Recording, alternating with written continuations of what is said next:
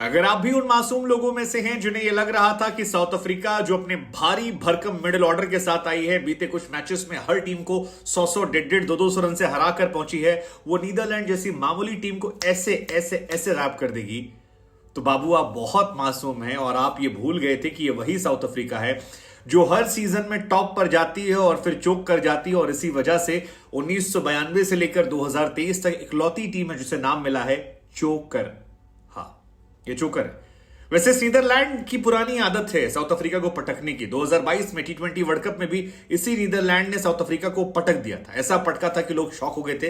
लेकिन इस बार की साउथ अफ्रीका, जिसमें क्लासन है, वान डर डूसन है, बुआमा है, क्विंटन डिकॉक है, डेविड मिलर है, क्लासन है, उस पर लग नहीं रहा था लोगों को कि ये पलट पाएंगे। लेकिन आज ये काम किया विभीषण ने। आप कहेंगे यार विभीषण कहां से आ गया? विभीषण का मतलब है घर का भेदी लंका ढाए। घर का भेदी कौन? वान डर मर्वे, एक 38 साल का साउथ अफ्रीकन जिसने साउथ अफ्रीका के लिए खेला, एक जमाने में आईपीएल में आरसीबी और दिल्ली कैपिटल के लिए खेला, जिसे बाद में डेयर डेविल बना दिया गया।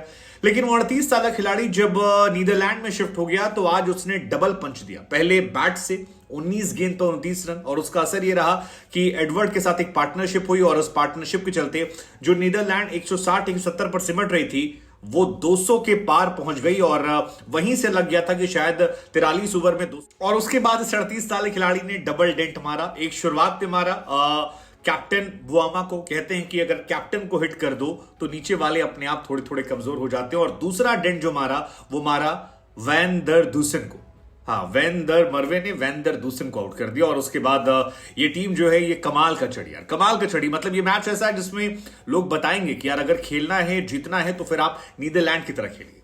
वैसे प्री मैच भी हमने ये बात आपसे कह दी थी कि अगर नीदरलैंड यहां पहुंची है तो आप उसे अंडर एस्टिमेट मत कीजिए, क्योंकि साउथ अफ्रीका के सामने आज उसने जीत दर्ज की है। लेकिन वेस्ट इंडीज और जिम्बाब्वे जैसी टीमों को वो हरा कर पहुंचे हैं और कई मैचेस में अच्छी शुरुआत ली उन्होंने दिखाया है कि उनमें पोटेंशियल है। और जब पोटेंशियल एक साथ निकल कर आया, जब वो पर्ची निकल कर आ रही थी नीदरलैंड के प्लेयर्स को, सो उस पर्ची का मैजिक जो है वो नजर आया। एक दो लूज चांसेस जो वो दिखाई पड़े, लेकिन उसके बाद फिर वो कवर करते गए। और उसका असर ये रहा कि पहले बल्लेबाजी में एक मोमेंटम शिफ्ट हुआ।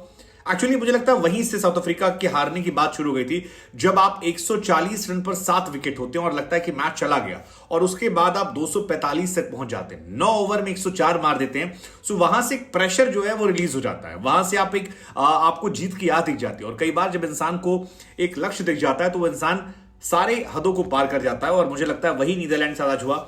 नीदरलैंड ने कैप्टन एडवर्ड ने एक पारी की शुरुआत करी, आर्यन दत्त ने सपोर्ट किया और उसके बाद बाकी काम। वैसे अब तक साउथ अफ्रीका को आदत हो गई होगी छोटी टीमों से हारने की। मतलब हर वर्ल्ड कप में ऐसा होता है कि वो बड़ी टीमों से तो हारते ही हारते हैं, छोटी टीम से भी हार जाते हैं। अब देखिए, साल 1999 में जिम्बाब्वे के साथ उनका मैच था और वहां पर वो चोक कर गए थे। 48 रनों से साउथ अफ्रीका हारा था। फिर बांग्लादेश ने उन्हें 2007 वर्ल्ड कप में हराया था। हालांकि उस साल तो उन्होंने इंडिया को भी हराया था, लेकिन बांग्लादेश ने ही उन्हें 2019 वर्ल्ड कप में भी हराया था और तब भी वो एक ठीक ठाक टीम लग रहे थे। और उसके बाद T20 वर्ल्ड कप 2022 में नीदरलैंड ने उन्हें 13 रनों से हराया था। सो उनकी हारने की आदत और फितरत जो है वो पुरानी है, और यही वजह है कि उनके बारे में गेस करना आसान है। हालांकि इसके पीछे वजह कैप्टन भी हो सकते हैं, क्योंकि नीदरलैंड की टीम जो है वो एक एक खिलाड़ी को लेकर दिमाग में रखकर लाए थे। अगर आपने मैच देखा होगा तो एक पर्ची आती थी हर एक बल्लेबाज को लेके, और उस पर्ची में पता नहीं क्या जादुई सीक्रेट लिखा था कि उसको पढ़ाना था। उसके बाद उस हिसाब से गेंदबाजी होती थी। और साउथ अफ्रीका का एक बल्लेबाज जो है वो थैंक यू, मतलब ये अपने आप में था। और उस पर्ची की चर्चाएं जो है बहुत ज्यादा तेज हो गई थी। इस मैच में एक डिफरेंस और था दोनों कैप्टन के बीच में। कैप्टन एक तरफ एडवर्ड, जिन्होंने अपनी टीम को लीड किया, जबरदस्त कीपिंग की, जबरदस्त उन्होंने कैप्टनसी की और जबरदस्त बल्लेबाजी की। तो वहीं बुआमा जो हैं वो एक बहुत ही ऑर्डिनरी कैप्टन नजर आ रहे थे। और 8 रन श्रीलंका के खिलाफ, 35 रन ऑस्ट्रेलिया के खिलाफ और 16 रन नीदरलैंड के खिलाफ। और यही वजह है कि उनकी टीम जो है वो संघर्ष करते करते करते गायब हो गई। लेकिन आपको लगता है कि मतलब ओवर, लेकिन इस मैच में साउथ अफ्रीका के चोक करने ज्यादा चर्चा जो है वो चर्चा होनी चाहिए नीदरलैंड की परफॉर्मेंस को लेकर। बार बार मैं कह रहा हूं कि 141 फॉर 7 34 ओवर में, और वहां से 245 for 8। I mean that was incredible, जो आप बहुत कम देखते हैं। और खासतौर पे साउथ अफ्रीका जैसी बॉलिंग लाइनअप के सामने, जहां पर आपके पास बहुत अच्छे गेंदबाज हैं, रबाडा, निगड़ी और बहुत सारे मार्को, सब अच्छे गेंदबाज हैं। लेकिन ये मैच एक्चुअली में साउथ अफ्रीका वहां पर हारना शुरू हुई थी जहां 35वें ओवर से मोमेंटम शिफ्ट होना शुरू हुआ था। बल्लेबाजी तो उन्होंने बहुत खराब की, बिल्कुल ऑर्डिनरी बल्लेबाजी थी और ऐसा लगा ही नहीं कि ये साउथ अफ्रीका है जिसको हम जानते हैं। बुआमा, सोला, डिकॉक जो है वो गायब। सबसे बड़ा डूसन 4 पे, मिडिल ऑर्डर जिसकी बहुत तारीफें होती हैं, डूसन 4 पे गए, माक्रम 1 पे गए, क्लासन जो है वो 28 पे निकल गए। मिलर ने थोड़ी बल्लेबाजी की थी, उन्हें जीवनदान नहीं मिला था लेकिन वो चले गए। मार्को जेनसन जो है वो 9 पर चले गए। कॉटजी जो है उन्होंने कोशिश की, तो ओवरऑल उनकी बल्लेबाजी खराब थी। लेकिन मेन मोमेंटम शिफ्ट हुआ था जब 35वें ओवर में 15 रन गए, 36वें ओवर में 7 रन गए, 38वें ओवर में 10 रन गए, 39वें ओवर में 11 रन गए, 40वें ओवर में 12 गए, 41वें ओवर में 16 गए, 42वें ओवर में 10 गए और 43वें ओवर में 15 रन गए। और यहां जो ये रन थे, ये एक जबरदस्त पारी थी। और आई थिंक ये जो आर्यन या फिर आपके क्या नाम इनका, वैन डर मरवे, इन तीनों ने जो बल्लेबाजी की थी उसका बहुत बड़ा इंपैक्ट था। खासतौर पर captain Edward 78, Aryan 9 ball 23 run, 10 number खिलाड़ी और 29 रन। स्कोर कार्ड की बात करें तो आज टॉस जीतकर अफ्रीका ने पहले गेंदबाजी करने का फैसला किया और शायद वो बहुत कॉन्फिडेंट थे कि ये वन साइडेड मैच होने वाला है, इस मैच में कुछ रखा नहीं है। आसानी से नीदरलैंड को वो हरा देंगे। उनकी बैटिंग लाइनअप जो है बहुत स्ट्रांग है, एक्चुअली है भी वो बैटिंग लाइनअप, लेकिन उनकी गेंदबाजी भी अच्छी है। उनके पास लुंगी, मार्को जेनसन, रबाडा, कॉटजी, महाराज अच्छे गेंदबाज थे और वो दिखाई भी पड़ा। शुरुआत से विकेट निकालना शुरू किया, विक्रमजीत को आते आउट कर दिया, मैक्स को आउट किया, अकरम को आउट किया, बाज जलीदे जो बड़े प्लेयर बन गए थे उनको आउट किया। मतलब पूरी टीम जो है, देखिए ना, 22 पे पहला विकेट, 24 पे दूसरा, 40 पे 3, 50 पे 4, 82 पे 5, उसके बाद 112 पे 6, 140 पे 7। यहां तक मैच पूरा नीदरलैंड की तरफ था। 50 ओवर का मैच 43 ओवर में कन्वर्ट किया गया था। लेकिन फिर यहां से मैच पलटना शुरू हुआ जब पार्टनरशिप शुरू हुई एडवर्ड के साथ, वैन वीक की, और उसके बाद वैन दर दरवे और आर्यन दत्त, और इन लोगों ने मोमेंटम पूरा शिफ्ट किया।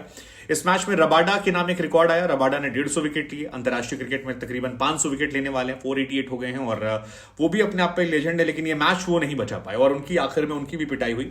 उन्होंने भी 10 ओवर में 9 ओवर में 56 रन दिए। तो यहां से मोमेंटम शिफ्ट हुआ था। बाकी काम जो है वो नीदरलैंड के गेंदबाजों ने किया। अब देखिए ना, आर्यन दत्त ने 5 ओवर में 19 रन दिए। इकॉनमी देखिए आप, केवल जबरदस्त गेंदबाजी। वीक ने 7 ओवर में 43 रन देकर 2 विकेट निकाले। मरवे ने 3 की इकॉनमी से रन दिए, 9 ओवर 34 रन 2 विकेट। 38 साल का बंदा है, 38 साल के बंदे ने अफ्रीका को हराया, जो अफ्रीका से। बास लीदे ने जबरदस्त गेंदबाजी की, 7 ओवर में 30 रन देकर 2 विकेट निकाले। तो बैटिंग नहीं के चली तो बॉलिंग चल गई उनकी और ऊपर से ही नुकसान शुरू हुआ। हालांकि शुरुआत ठीक ठाक हुई थी, 7 ओवर में 36 रन हो गए थे, लगा कि धीरे धीरे खेल रहे हैं।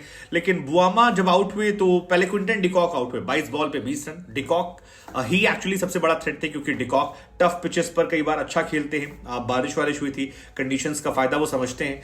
उनका विकेट बहुत इंपॉर्टेंट था और उसके बाद धीरे धीरे शुरू हुआ खेल। उसके बाद आउट होते हैं आपके 2 विकेट बैक टू बैक निकाले मरवे ने, जिसमें बुआमा को ले गए वो और वैन दर दूसन को उठा के ले गए। इसके बाद माक्रम जो हैं, जो बहुत स्ट्रांग प्लेयर हैं, उनका विकेट गिरता है, वैन निकालते हैं। उसके बाद क्लासन जो है, क्लासन बहुत अच्छी बल्लेबाजी कर रहे थे, 28 बॉल पे 28 रन। हालांकि क्लासन जिस फॉर्म के साथ आए थे वो फॉर्म इंप्लीमेंट नहीं कर पा रहे हैं। जो फॉर्म उन्होंने आईपीएल में दिखाई थी, जहां पर वो वन साइडेड डोमिनेट करते थे, वो नहीं नजर आता। डेविड मिलर को मौके मिले, उन्होंने अच्छी बल्लेबाजी भी की, 43 रन बनाए 52 गेंदों पर, 4 चौके 1 छक्का, लेकिन वो काफी नहीं। मार्को जेनसन उसके बाद आउट हुए और धीरे धीरे इनकी टीम जो है वो खिसकती चली गई और विकेट दर विकेट गिरते गए। लेकिन आप इस मैच में आप इंस्पायर होते हैं। बार बार मैं कह रहा हूं कि वैन दर मरवे से मुझे लगता है मेरा तो मैच भी जाएंगे, क्योंकि 2 विकेट निकालना और रन बनाना इंपॉर्टेंट नॉक, वो जबरदस्त थी। आर्यन भी मुझे काफी इंस्पायरिंग लगे क्योंकि 5 ओवर में शुरुआत में 19 रन देना, बहुत ही जबरदस्त गेंदबाजी का मुआयना किया।